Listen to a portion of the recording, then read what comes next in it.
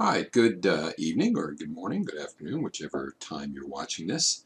Um, this is going to be the first of the lectures in Business Law 1, Business Law 2 for the spring of 2021.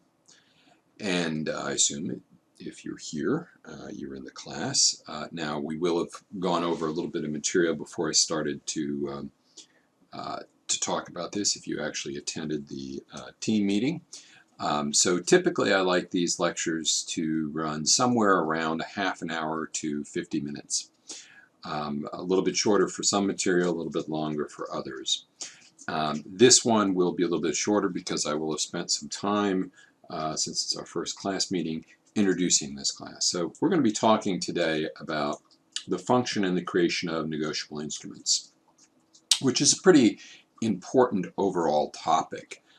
Because these negotiable instruments really are one of the foundations of the modern capitalist society. So let's go ahead and jump in and let's talk about what they are. Okay, well, first and foremost, we're going to have to drop back because some of you weren't in Business Law 1 and talk a little bit about the UCC. If you will recall, or if you need to know for your edification, the UCC is the Uniform Commercial Code. And what this is it's a very large, very complex body of law, primarily having to deal with commercial transactions, business law being the title of this course. And negotiable instruments are defined in this. Now, if you'll also recall, the UCC was divided up into different articles. We spent a lot of time in Business Law 1 talking about Article 2, which was the contract chapters. In this class, we'll touch on some of that, but we're going to focus in this first unit on Article 3 of the UCC. Hence, you'll see there's an abbreviation there on this slide. UCC, Uniform Commercial Code, Article 3, Section 104B. And it gives us a definition of negotiable instruments. Now, it simply says a signed writing that is an unconditional promise to pay an exact sum of money on demand or at a set date in the future, which by itself I don't think really helps us a lot. What I would like to do here now, and since I'm the teacher I get to do it, is I'd like to drop back and talk about how we got to the UCC, which is the body of law that's really important here.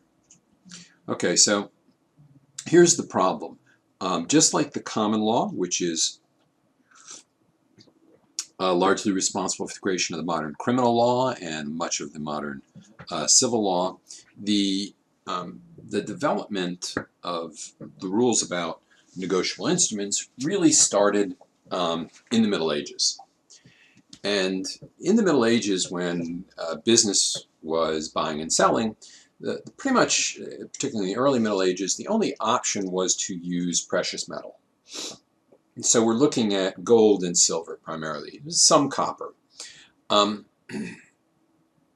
problem with using gold and silver, and I know some people, particularly in today, the Chicago School of Economics tends to be a little bit more positive about commodities. The problem with using precious metals is there's some limiting factors. First of all, does your society have access to gold or silver? And how do you set a value between those two things? You know, which is more valuable, gold or silver? Does it have to do with how common they are? And these can actually get very, very contentious, although it's largely forgotten by Americans today. In the early part of the 20th century, around the 1890s through about 1905, there was a huge fight in America between two factions, the silver and the gold, as to what would back our currency. It was called the gold bugs and the silver bugs. And presidential candidates rose and fell based upon their position. But gradually, as the economy became more sophisticated, gold and silver fell out of favor. Now, in the Middle Ages, this was the only game in town. In the Middle Ages, the king minted coins, minted silver coins, gold coins, copper coins. Sometimes there were some other precious metals, but those were the primary ones we were concerned with. But here's the big problem if you're a merchant and you're using those, because to get us back to business laws. Let's suppose you're going from your base in London, because remember this all developed in England, and you're going up to York. You're going to have to load up your horses and your wagons with chests of gold and silver. If you're going to go over to Wales, you're going to go to Anglica, and you're going to buy wool, or you're going to engage in some sort of trade, you're going to be carrying gold up there to buy. So let's suppose let's just say York is our example. You leave London, you travel up to York, you've got to go through Sherwood Forest. So when you go through Sherwood Forest, who's there but Robin Hood? He sees you're a rich merchant, you've got a chest of goods. He says, well, I rob from the rich, you're obviously rich, I give to the poor, so you're going to lose everything. Now, somewhat fictitious bandits aside, this is a significant problem. You can lose the capital that is the basis of your business. So what merchants developed were what they called bills of exchanges. These were pieces of paper that you could later redeem for set amounts of gold or silver. And what it meant is a merchant could leave London, go up to York, or go to Anglica, or go to Wales, or go wherever, buy wool, okay, and give a bill of exchange up there. Then he could take that wool down to London. He could mill it or sell it or cart it or change it into a textile. And then he could go take the finished good back up to York and sell it up there, and he could take other bills of exchange. Now, this was very convenient for merchants. They didn't have to worry about things being stolen as much. It allowed them essentially to create a kind of primitive banking system. Now, the kings did not like it, because one of the advantages of being king is that you get to decide what money is. And so the king didn't recognize these bills of exchange, and in fact the merchants had to develop their own rules, and this was called the lex mercantior, which means simply the law of the merchants. And these weren't enforced in the regular royal courts, they were actually enforced in the king's courts. And I've got a slide. The next slide here is a picture of one of the copies of this, and these evolved very gradually. And these merchant courts, and they established a lot of the rules, a lot of the things. And one of the things they started to work on, along with these bills of exchange, was negotiable instruments. Okay, so let's get back to America. In America, we've got lots of the same problems. If you're a merchant in New York and you want to buy something in Kansas, am I going to have to bring bags of money there? What if there isn't a bank that I have a deposit in? What if it's difficult to extend credit? All these possible problems. So instead, the UCC says no problem. Under Article 3, we will create a rule or a law about negotiable instruments, including their definition. Now in 1990, the UCC is a very old body of law. It's getting on 100 years. But in 1990, there was a revision of Article 3, which we have adopted in North Carolina. And in 2002, there were some more revisions, mainly to do with some electronics, which we have not yet adopted. I just checked today. So what are the functions of these negotiable instruments that I've been kind of giving you the long way around discussion of? Well, they're a substitute for cash. And cash, if you think about it, the great thing about cash is people will take it, and you can spend it. It's transferable and it's collectible, and so are negotiable instruments. It's critical that these two components are part of negotiable instruments, because if they're not, it's just a piece of paper and it's not of use to anybody. Okay, as I said, in 2002, there was some amendments to it, primarily allowing certain electronic transfers and records. Not many states have adopted these yet. The states have really been hesitant to fall in the line here, and North Carolina certainly has not. Okay, so what are the different types of negotiable instruments? Well, you can classify negotiable instruments in a lot of different ways. We can ask, is it a draft? Is it a check? And all checks are drafts, but not all drafts are checks. Is it a note? Promissory note, for example? Is it a certificate of deposit? These are all ways in which you can talk about negotiable instruments. Okay, you can also, as opposed to just giving them that name, note, draft, check, you can say, well, are they order instruments? Are they demand instruments? An order instrument, which is going to be all your checks and your drafts, says, if you look on the face of a check, I've got an example of a check a little bit later in the notes, it says pay to the order of. That makes it an order instrument. If it's a promise to pay, then it's a promissory note. Again, I've got some pictures of promissory notes and certificates of deposits a little bit later. It also could be when you pay. Is it a demand instrument? Is it payable when presented? Or is it a timed instrument like a certificate of deposit or a promissory note where you pay at a set time? Now, drafts and checks, as I said, I've got some pictures of this coming up. All the three parties here are the drawer, the drawee, and the payee. Okay, so the drawer is the person who creates the instrument for both drafts. The drawee is the person who holds the money, typically the bank, and the payee is who's getting paid. Okay, so I'll show you some examples of that in a minute. We also have what are called time drafts, which are payable at a set time in the future. Sight drafts, which usually order paper, they're payable when presented. And acceptance, which is just a term, that's your written promise to pay the draft when it comes due. Okay, now I did mention acceptance, and the last time I taught this course I didn't talk too much about trade acceptances, but I thought it was important to at least touch on them briefly.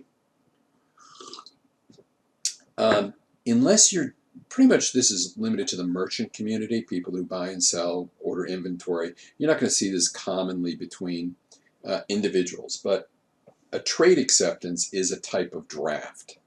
And it's going to look like a check to you in some ways, but it's technically not. It's called a trade acceptance. And in a trade acceptance, the seller is both the drawer and the payee, and the buyer is the drawee. And we allow these to be sold to third parties. So typically it's a way to extend credit. So you call up your supplier. Let's suppose you're ordering, wood. Okay, so he says, all right, you want X amount of wood, X amount of square boards. Great. I'm going to send a trade acceptance with the wood, and I want you to sign it and send it back to me. And what that means is, here's your wood, you sign it, that means you owe me this money. Okay, and the nice thing about a trade acceptance is, you notice it kind of cuts out the bank here a little bit, at least. And what it really allows you to do is extend credit. And of course, if you, since it's a negotiable instrument and it's recognized by the UCC, you can sell it. Now here coming up is a quick example of one that I found for you. This is to company Gutentag, pay to the order of Sunny Sales, accepted at, and this is where it'll be payable, but don't worry, that accepted. This is a trade acceptance. You won't see these, as I said, and this is a fairly large one, this is for $100,000. You won't see a lot of these outside of business. But it functions very much like a check. Well, I keep talking about checks, so what's a check? Well, a check, generally the writer of the check is the drawer, the drawee is the bank, and the payee is who you're making the check out to. And of course, here is our classic check. I found one from John Doe, payable to the sandwich shop for $8.15. So the drawer, the person who made up the check, who drew it, literally, is John Doe. The drawee, that's who's going to pay the check. And you'll notice, I don't know if you'll be able to see but you'll notice down here, it says Your Bank on Main Street, Anywhere, USA. That's the drawee. That's the person that the payee, the sandwich shop, takes the negotiable instrument to, in this case a check, and says, give me the money, or give me the credit in my account. Promissory notes are a little different. Promissory notes have two parties, the maker and the payee. Now note, there's not a drawee here, necessarily. There can be, but there's not. And they can be, again, payable on demand. Promissory note can be payable on demand, or it can be payable at a set time. And sometimes what we do in these is we attach a security note to them. Here is, skip forward, a promissory note that you would see. It says, for value received, the undersigned promises to pay to the order of Bank Zone Incorporated the sum of $10,000, along with the annual interest rate of 8% on the unpaid balance. The note shall mature and be payable along with accrued interest on, and then I gave a date, June 30th, 2008, I guess. And it's signed by Olivia Zalvala. So the payee, the person who's going to get the money, is Banca Zone. The person who owns it, or who owes the money, the maker, is Olivia Zavala. Pardon my pronunciation there. You also might see a certificate of deposit. This is a specialized type of note. It's issued by a bank. It's promised to prepay with interest at a certain date. And here's a quick certificate of deposit. You'll note you're going to deposit this. In this case, the First Workers Local 888 deposited $1,500 in First Federal Bank, and their interest rate is annually 5.77. Now you notice it says right on there, okay, that it's 5.77, and it'll be computed daily at 5.77 per day divided by 365 days in a year. Interest compounds daily. Interest will be paid at maturity of the certificate, so at the date. So you'll notice that it's going to be due. You see where it was issued February 6th. The date of maturity is August 6th. So it's a ways away, obviously. Now this certificate says it's non-negotiable and non-transferable, but that's just something that I found on this particular one. It doesn't have to be that way. Okay, so what are the requirements of negotiability? Okay, what do we want to see?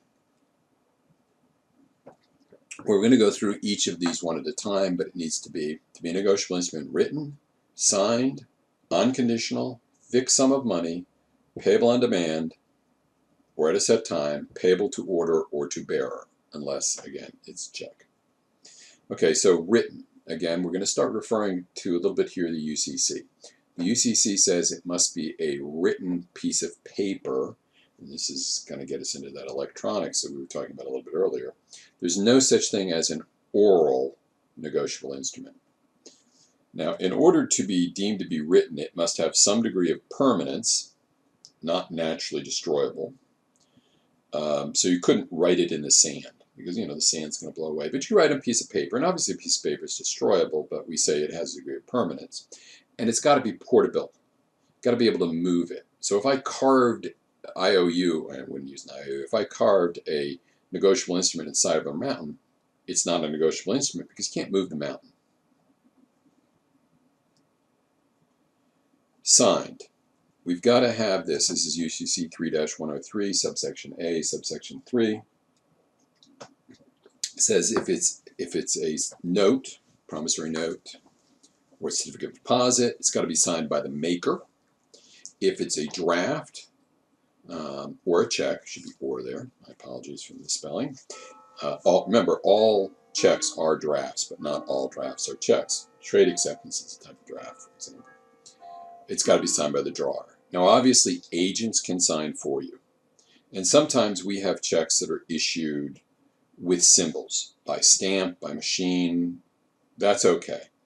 We're all right with those. If it authenticates the writing, we're okay. Also, we're so used to signing a check. Let me go back up to the check here. If you go back up to this check, we are so often see where John Doe signed there. We're so used to seeing, okay, that's where you sign your check.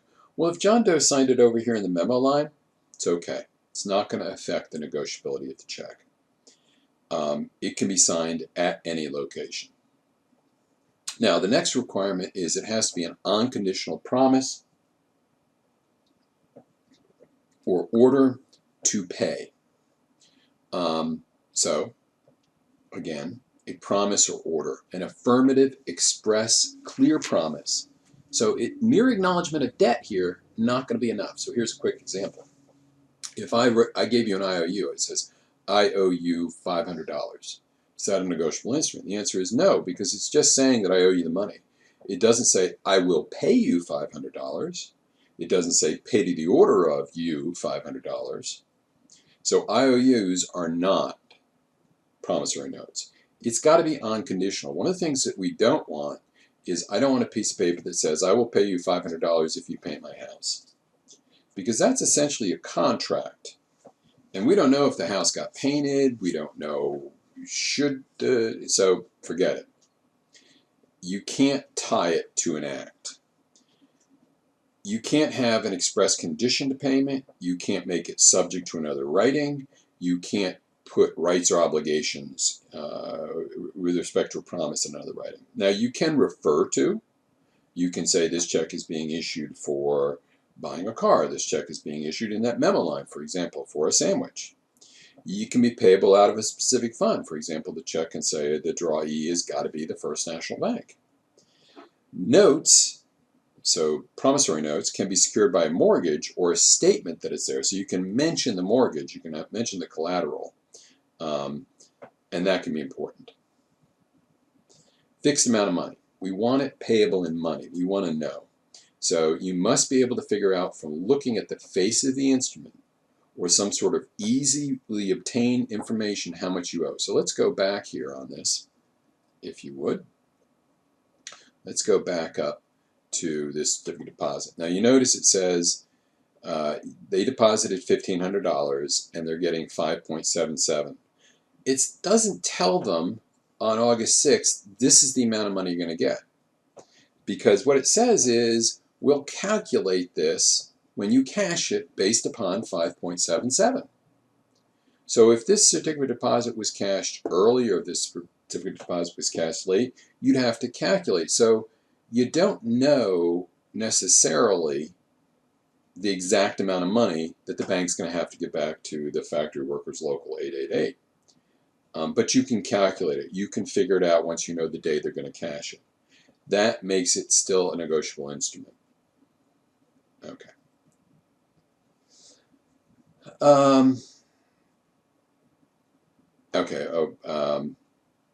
It has to be payable in money entirely. You can have other options listed, like, there's the other option of this or that, but to be a negotiable instrument, you have to have the availability of whatever you're talking about, money. Payable on demand. If you look at a check says it's pay the order of, which means when it's presented, it's due. So payable on demand says payable on site or payable on presentment, that's fine. All checks are payable on demand. You might say, well, wait a minute, Mr. Chapman, what about a post-dated check? Well, that's actually a bit of a problem that we'll talk about a tad later in this course.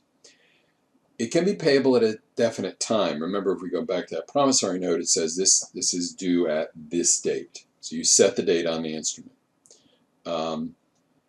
What about acceleration clauses? Now, what's an acceleration clause? Well, think about a promissory note. Let's suppose I borrowed $10,000 from you, and I promised to pay it off in 6 months or a year. Suppose a year.